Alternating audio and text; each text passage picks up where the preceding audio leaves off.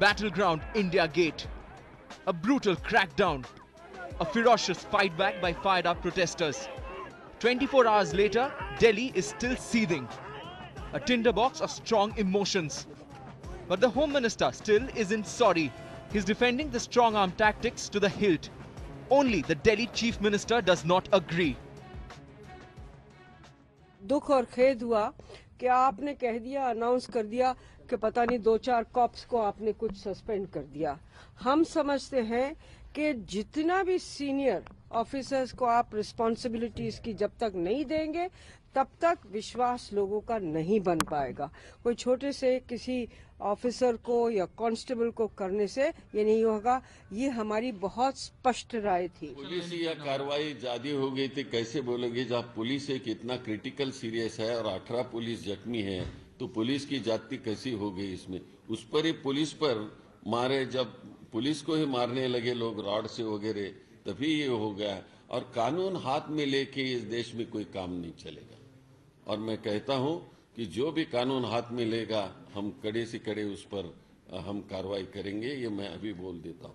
शांति से आंदोलन करना, शांति से डिमांड करना, ये राइट है उनका और मैं उसका स्वागत करता हूं। But here's why the government's argument does not make sense. The government went about dealing with the situation in the most clumsy way.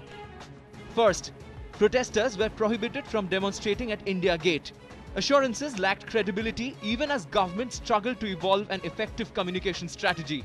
Not only did an apathetic government fail to engage the protesters, the cops on the ground failed to make a distinction between peaceful protesters and violent ones. While Shinde stuck to his stand of Delhi police being blameless, by evening, Delhi Lieutenant Governor admitted that the cops were out of line.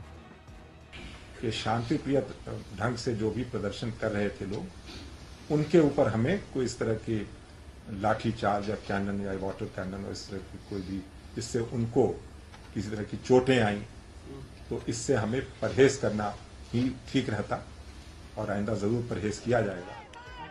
But that hasn't muzzled the howl of people's rage and has certainly given the opposition another stick to beat the government with.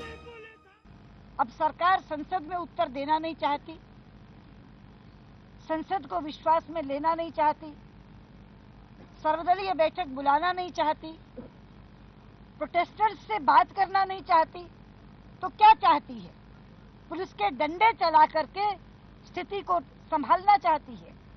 ये Bharatiya Janata party को अस्वीकार्य है। Confronted to hear Mr. Sushil Kumar Shinde saying that I can't go to Maoists to discuss.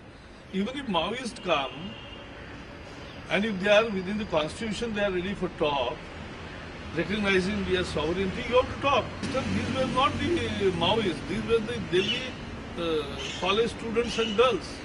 And so, you need to address them and you need to take them into confidence. But there are questions that the government must answer. Why the alleged hooligans who infiltrated the peaceful protest haven't been arrested till now? If political activists were inciting police, why haven't they been traced? If hooligans were behind the violence, why were the innocent bystanders targeted? It's time government tells the nation what threat required a military-like response. Bureau Report, Headlines Today.